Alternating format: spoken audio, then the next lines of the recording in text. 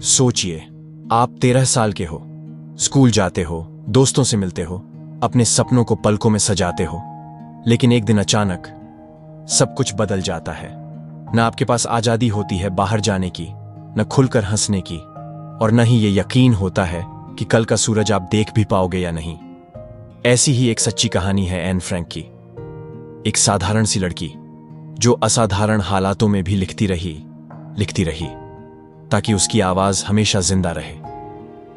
N का जन्म 12 जून 1929 को जर्मनी के फ्रैंकफर्ट शहर में हुआ था। वो एक यहूदी परिवार से थी। जब हिटलर का शासन बढ़ा और यहूदियों पर जुल्म शुरू हुआ, एन का परिवार नीदरलैंड चला गया, एक बेहतर और सुरक्षित जीवन की उम्मीद में। लेकिन उम्मीद और हकीकत के बीच दूरी थी, बहुत ज्यादा। 1942 में जब एन सिर्फ 13 साल की थी, उनका परिवार एक गुप्त ठिकाने में छिप गया, एम्स्टरडैम के एक पुराने ऑफिस की दीवारों के पीछे बने छोटे से अंधेरे कमरे में। वहीं से एन ने अपनी डायरी लिखना शुरू किया। उस डायरी में उसने हर वो चीज लिखी जो वो महसूस करती थी, जो वो सोचती थी और जो वो बनना चाहती थी। उसने उस डायरी को एक नाम दिया, किटी, जैसे वो किसी दोस्त से बात कर रही हो, एक ऐसा दोस्त जो कभी उसे जज नहीं करेगा। सोचिए, एक 13 साल की बच्ची अपने डर, गुस्से, प्यार और उम्मीद को इतने सधे हुए शब्दों में पन्नों पर उतार रही थी जैसे कोई लेखक नहीं, एक जीवित आत्मा हमें इतिहास सुना रही हो। उसने लिखा कि कैसे वो और उसके परिवार को हर वक्त डर लगा रहता था। दरवाजे की एक आहट, सीढ़ियों की एक चूड़, हर आवाज उनके लिए मौत का संकेत हो सकती थी। एन ने यह भी लिखा कि कैसे वो खिड़की से बाहर झांककर आसमान देखती थी। वो नीला आसमान, वो उड़ती चिड़िया, वो बदलते मौसम जिन्हें वो महसूस तो कर सकती थी लेकिन छू नहीं सकती थी। वो लिखती है, मैं अक्सर सोचती हूं कि एक दिन ये सब खत्म होगा, हम फिर से बाहर जाएंगे, हंसेंगे, खेलेंगे, आजाद होंगे। ऐसी कठिनाइयों में भी एन का विश्वास नहीं टूटा। उसे दुनिया से नफरत नहीं हुई, बल्कि उसने लिखा, मैं अब भी मानती हूं कि लोग दिल से अच्छे होते हैं। क्या आप सोच सकते हैं, जिस बच्ची से उसकी बचपन छीन ली गई, जिसे हर पल जान का डर था, वो दुनिया को अब भी प्यार से देखती है।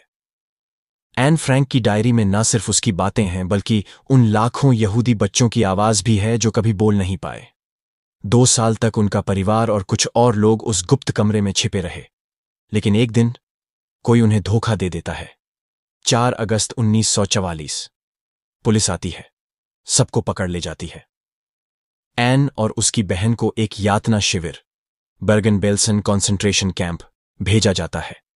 वहीं 1945 की शुरुआत में सिर्फ 15 साल की उम्र में एन फ्रैंक की मौत हो जाती है। एक ऐसी मौत जिसे उसने कभी डिजर्व नहीं किया, लेकिन उसकी डायरी बच गई। पिता ऑटो फ्रैंक, जो इस त्रासदी से बचने वाले अकेले व्यक्ति थे, उन्होंने एन की डायरी को पब्लिश करवाया ताकि दुनिया जान सके कि उनकी बेटी कौन थी और उसने क्या महसूस किया। आज एन फ्रैंक की डायरी को the diary of a young girl नाम से पढ़ा जाता है, दुनिया भर की भाषाओं में, करोड़ों पाठकों द्वारा।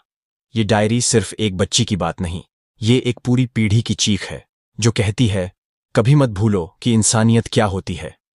एन ने कभी कोई बड़ा काम नहीं किया, ना वो नेता बनी, ना कोई क्रांतिकारी।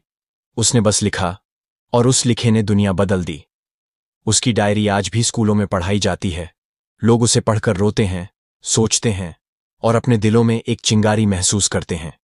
एन फ्रैंक का जीवन भले ही छोटा था, लेकिन उसका असर कभी खत्म नहीं हो। तो दोस्तों, अगर एन की ये सच्ची कहानी आपको अंदर तक छू गई हो, अगर आपने भी महसूस किया कि कुछ आवाजें कभी मरती नहीं, तो इस वीडियो को लाइक जरूर कीजिए।